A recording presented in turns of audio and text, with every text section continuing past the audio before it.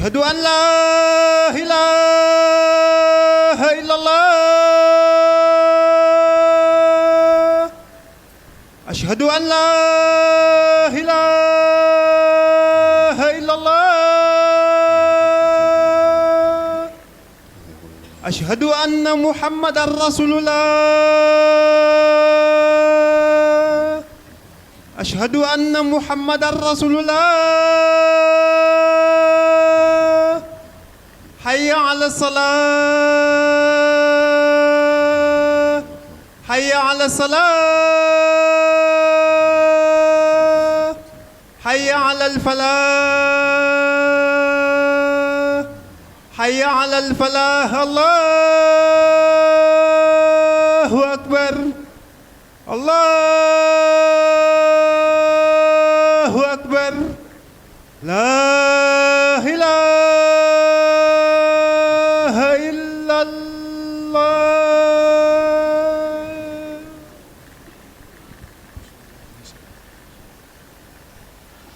الله أكبر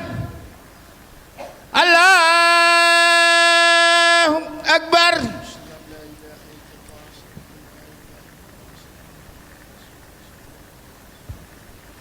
أشهد أن لا إله إلا الله أشهد أن لا إله إلا الله أشهد أن محمد رسول الله أشهد أن محمد رسول الله حي على الصلاة حي على الصلاة حي على الفلاح حي على الفلاح الله أكبر الله أكبر لا إله إلا الله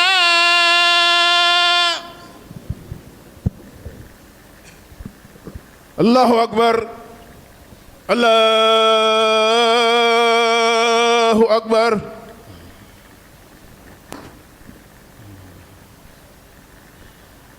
أشهد أن لا إله إلا الله أشهد أن لا إله إلا الله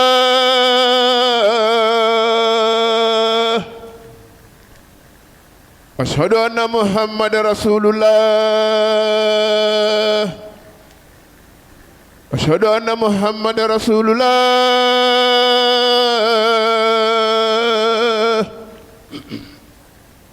حي على الصلاة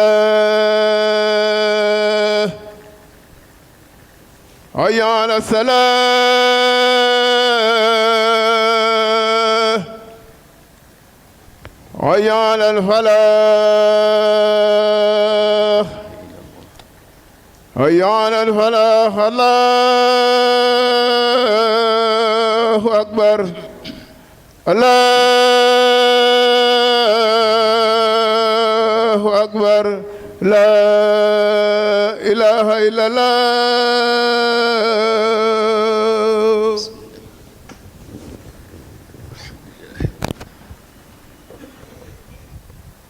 الحمد لله الحمد لله الذي حرم الظلم على نفسه وجعله محرما بين عباده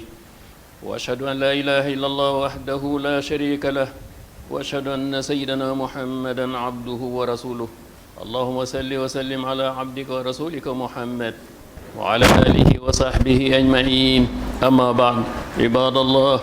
أوصيكم ونفسي أولا بتقوى الله عز وجل وطاعته أيها المسلمون إن الله تعالى برحمته ولطفه بنا يحذرنا عن عواقب الظلم فقال سبحانه أعوذ بالله من الشيطان الرجيم واتقوا فتنة لا تصيبن الذين ظلموا خاصة واعلموا أن الله شديد العقاب وقد بين النبي صلى الله عليه وسلم سبب ذلك في حديث رواه أبو بكر الصديق رضي الله عنه فقال: سمعت رسول الله صلى الله عليه وسلم يقول: إن الناس إذا رأوا الظالم فلم يأخذوا على يديه أوشك أن يعمهم الله بعقاب من عنده. وفي حديث آخر عن عدي بن عميرة قال: سمعت رسول الله صلى الله عليه وسلم يقول: إن الله لا يعذب العامة بعمل الخاصة حتى يروا المنكر بين ظهرانهم وهم قادرون على أن ينكروه فلا ينكرونه، فإذا فعلوا عذب الله الخاصة والعامة. فمن هؤلاء الذين عليهم مسؤولية منع الظلم؟ أجاب النبي صلى الله عليه وسلم فقال: من رأى منكم منكرا فليغيره بيده، فإن لم يستطع فبلسانه، وإن لم يستطع فبقلبه، وذلك أضعف الإيمان. فهم ثلاثة أقسام: فالأول الذين بيدهم السلطة، والثاني هم العلماء، والثالث هم عامة الناس.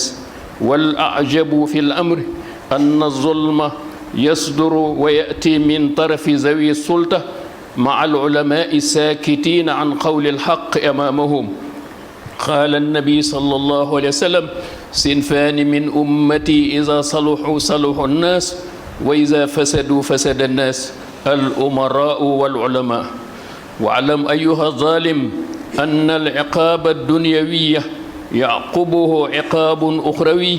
فتندم حيث لا ينفع الندم. ويوم يعض الظالم على يديه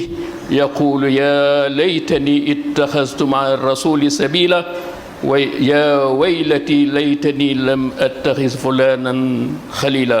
لقد أضلني عن الذكر. ñu ngi sant yàlla buur bu màgg bi moo araamal ak tooñ ci boppam ne du tooñ benn jaam, waaye ni mu wax ne araam na ci yéen ngeen di tooñante. buur boobu maa ngi koy seedal ne amul kenn ku ñu war a jaamu ku dul moom, di ko seedal na sayduna muhammad sallallahu alayhi wa sallam jaamam la ndawam la, sang boobu yàlla na nu ko yàlla fayal mboolem saxaaba mu teddee. ginnaaw loolu yéen jaam yàlla yi maa ngi dénk sama bopp ci njëlbéen di leen dénk ragal yàlla ak topp yàlla. yéen mbokki jullit ñi, yàlla ci yërmandeem ji, ci ñeewantem bi mu am ci ñun, mu ngi nuy mooy tondalu ko la nga xam ne ak tooñ moom lay jur ci ay fitna àdduna ak alaxira. mu waxal nu ne ragal leen moytu leen ay fitna yoo xam ne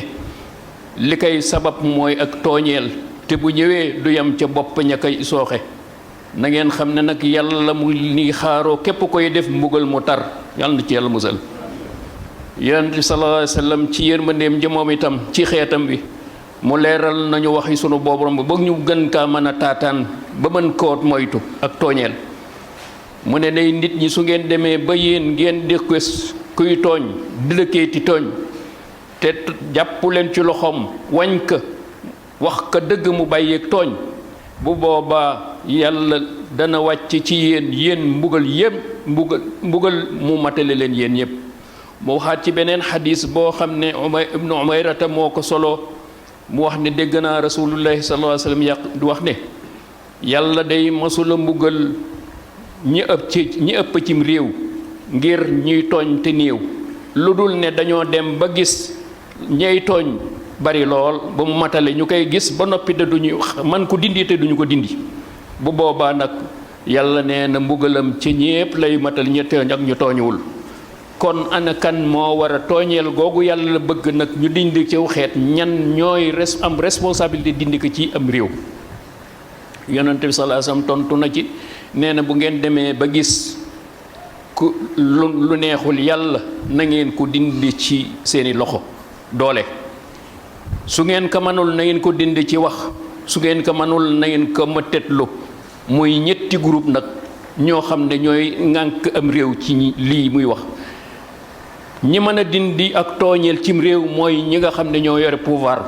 bi cim réew, ndax ñoo am sañ-sañ bi. ñetti pouvoir yi leen yàlla jox muy intérieur, ak justice ak ki nga xam ne mooy ndey mbella gi ñii ñoo yor ndoolay dindi ak tooñal cim réew. ñaareel bi mooy borom xam-xam yi bu ñooñu it ñu toog di wax. ñetteel bi ñooy ñi nga xam ne ñu dul ñooñu suñ amuñu mën a wax waaye di ko mettitlu ci seen xol. lii nag ci mbir mi muy fi ñu toll ñuy tooñ mooy ñi waroon a dindi ak tooñeel ñooy tooñ léegi. ànd ak borom xam-xam yi leen war a wax dëgg ànd ak ñoom di maslaa di noppi ci dëgg di leen wax dëgg ci seen kanam. yonente bi sallallahu alayhi wa sallam nee na nag ñaara ngi ñi bu ngeen demee ba gis ko cim réew ci jamono bu ñu baaxee àdduna baax suñu safaan ba nekkee ñu bon fa ñu nekk ak mbon mooy kilifa yi àdduna bi ak borom xam-xam ñii bu ñu yàqu àdduna yàqu. kon fii foofu la ñu toll nag ci fii ñu toll. kon yow mi nga xam ne nag noo mën a dal yaa ngi dëkk ci tooñ jaami yàlla yi ginnaaw ba nga tooñee sa borom na nga xam ne yàlla day am la mu tëkkoon dama daan duma ay ñi doon tooñ ci am doole ci àdduna di leen xaar mbul ak àll ba du fi deñ soo ca nuur a nekk bés a ngi ñëw ci bés yi di nga rëccu fekk rek wëccu mbay mis ndax fa ñu la waroon a wax nañu te yàlla waxoon nag yow ak ab yonentam ak borom xam-xam yi maanu nañu nga te sax ci sa tooñeel waaye bés boo dajeek yàlla di nga bokk ci ñi mu naan am way nga wàcc ngay matt say loxo di wiccax ngir jéppi sa bopp te jéppi nga amul njariñ teg ca nag naan nag ay yàllante koon ay waay bi ma nekki àdduna ma jaar fi yonent bi jaar sallallahu alayhi wa sallam ko day wàcce na gàcce ngaalama moom wàcce na moom si rasulullahi sallallahu alayhi wa sallam nang ca teg mu ngay naan ne ay waay rëcc alkunde dal na ma ndax sama xarit mi ma jàppoon na xarit la ndekete yoo mi ngi nekkoon ci neexul yàlla mu puus ma ci ba ma sànku ba sori dëgg loola nag moo nu dal fii ñu toll kon yàlla miy dimbali yàlla na nu yàlla gën dimbali ba nu delluwaat fi yonent bi jaaroon ba ak li mu bañoon ak boroomam ci tooñeel ñu dey di ko ci ñu diggante muy ci kaw ba ci suuf yomb na sunu borom yàlla na nu ko yàlla defal barakallahu li fi qur'an azim wa nafani wa iyyakum bi zikri hakim innahu ta'ala jawadun karimun barun raufun rahim.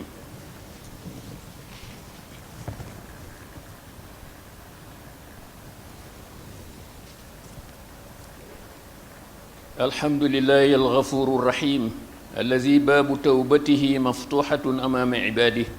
وأشهد أن لا إله إلا الله وحده لا شريك له وأشهد أن سيدنا محمدا عبده ورسوله اللهم صل وسلم على عبدك ورسولك محمد وعلى آله وصحبه أجمعين أما بعد أيها المسلمون إن الله تعالى يخاطب الذين ظلموا أنفسهم بمخالفتهم أوامره وقال سبحانه قل لعبادي الذين أسرفوا على أنفسهم لا تقنطوا من رحمة الله إن الله يغفر الذنوب جميعا إنه هو الغفور الرحيم وبعد التوبة يجب إصلاح النفس والالتزام بالصراط المستقيم فمن تاب من بعد ظلمه وأصلح فإن الله يتوب عليه إن الله غفور رحيم يا أيها الذين آمنوا توبوا إلى الله توبة نصوحة وقد اتفق العلماء على أن هذه التوبة هي الإقلاع عن الذنب والندم على ما فات والعزم على عدم العودة إلى الذنب هذا في حق الله تعالى أما في حق العباد فلا بد من التبرئ منه وذلك بإرجاع الحق لصاحبه في الدنيا ولكي يتحقق لنا مغفرة الله تعالى علينا اتباع نبيه في كل ما أمر واجتناب عما نهانا عنه قل إن كنتم تحبون الله فاتبعوني يحببكم الله ويغفر لكم ذنوبكم والله غفور رحيم قال النبي صلى الله عليه وسلم لا زلتم منصورين على أعدائكم ما دمتم متمسكين بسنتي فإذا خرجتم عن سنتي سلط عليكم من يخيفكم فلا ينزع خوفه من صدوركم حتى تعودوا لسنتي di sant borom bu magga bi borom yërmande ju yaatu ji ci jaamam yi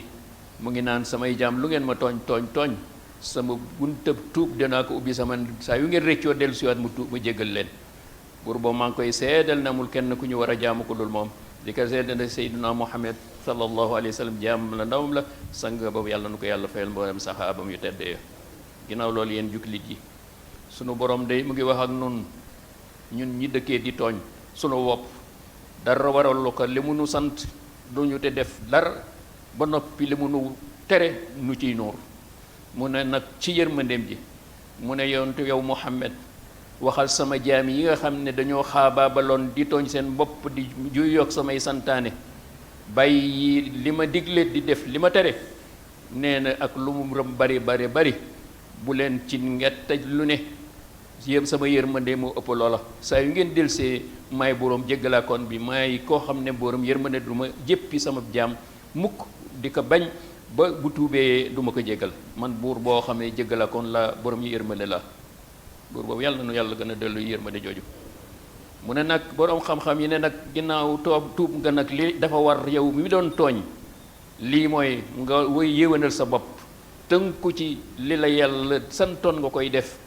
kem sa kàttan bàyyi la mu tëraat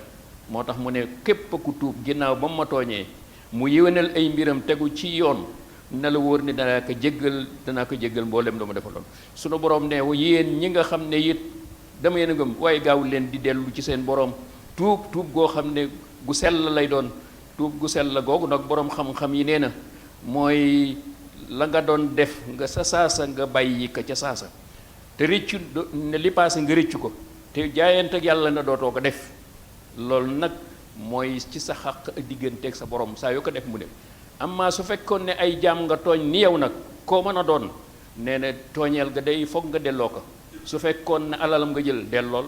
su fekkoon ne da nga ko tuumaaloon fitnaal ko da ngay dem loo mën a dayo sa dayo ba wàccul suuf xam ne jàmbu doy di nga ci kanamam war ko jéggalu ko loolu la nag si la bu la jéggalee yàlla dul la jéggal lii nag du ñu ko mën a am lu dul dañoo war a delluwaat ci sunna sayyiduna Muhammad sallallahu alayhi wasallam mi mu nu ko waxoon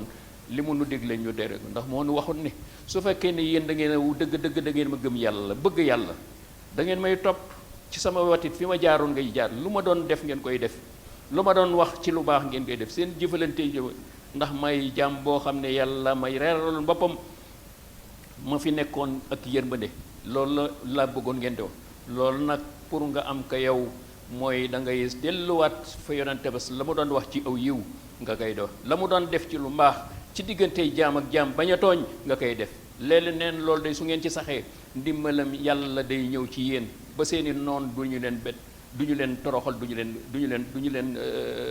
nattu ci moom seeni taraanga wala di leen bu ndoxatal wala boog di jël seen koom-koomu réew ci anam boo xam ne dëggul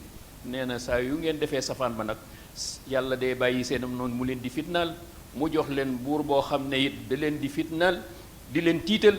nee na tiitaange ga fitna ga du jóg ci yéen lu dul da ngeen a dellu ci sunna sayyiduna Muhammad sallallahu alayhi wasallam noonu nag foofu la ñu toll ndax xam nañu ne fii ñu toll ñi ñu ilif amuñu yërmande ci ñin ñi ñu ilif teguñu ci yoon te pouvoir yooyu ñu wax kon nag li ñuy dimbali ci ñoom mooy ñu delluwaat ci saraatu mustaqim yàlla andi ndimbalam jox ñu ñeneen ñu am yërmande ñu am kam di dimbali réew mi di dimbali diine ñooñu day la réew mi soxla yàlla mi dimbali nag yàlla ci yàlla dimbali ba kenn ku ne xam ne da ngaa tooñ sa bopp tooñ sa boroom ñu delluwaat on noot delluwaat ci sunna sayyidina Muhammad sallallahu alayhi wasallam ndax moo ne bu ngeen ma ci toppee rek ndimbalam yàlla wàccee ndimbal moomu nag yàlla nu ko yàlla defal ci weer yu tedd yi nga xam ñu ngi dégmal di dundal sunna fekk yéene dundal sunna sayyidina Ibrahima xalillah yàlla na mu wàcce woon ndimbalam ca moom ci weer yi yàlla na nu ko yàlla defal